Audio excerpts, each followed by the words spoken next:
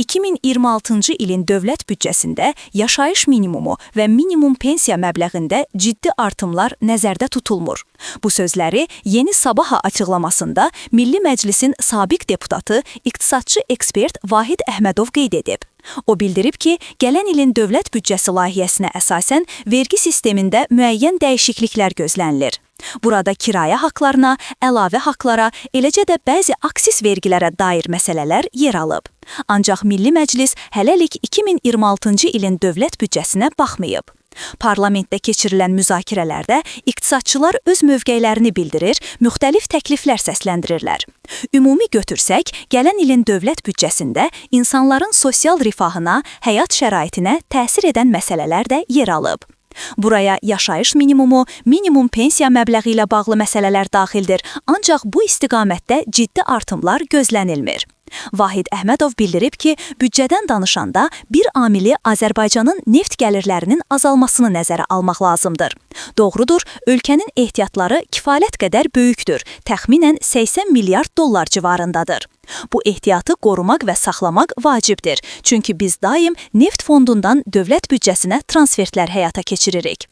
Dünyada baş verən siyasi və iqtisadi parçalanmalar, regionda isə hələ də mövcud olan problemlər fonunda bu ehtiyatların saxlanması daha da əhəmiyyətlidir.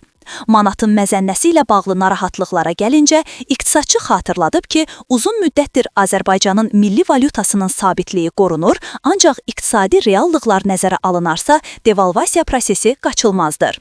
Hazırda bunu 1-2 il qoruyub saxlamaq mümkündür, ancaq uzun müddətli dövrdə bu sabitlik davam etməyə bilər. Bununla belə, 2026-cı ildə devalvasiya ehtimalı azdır, çünki hazırda ehtiyatlar kifayət qədərdir.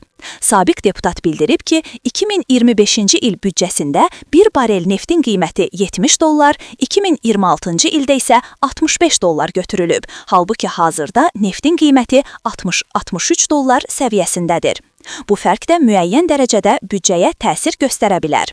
Bütün bunlara baxmayaraq, mən hesab edirəm ki, büdcə xərclərində təhsil, səhiyyə və sosial sahələrə daha çox diqqət ayrılmalıdır.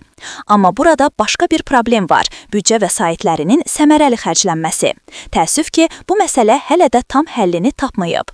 Maliyyə Nazirliyi və Hesablama Palatası tərəfindən aparılan yoxlamalar, aşkar edilən nöqsanlar və görülən tədbirlər kifayət qədər olsa da, bu istiqamətdə daha sərt və sistemli addımlar atılmalıdır.